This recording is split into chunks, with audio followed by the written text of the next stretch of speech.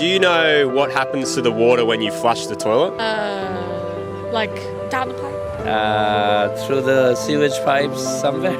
I reckon go to the sewage, but not sure what is the process after that.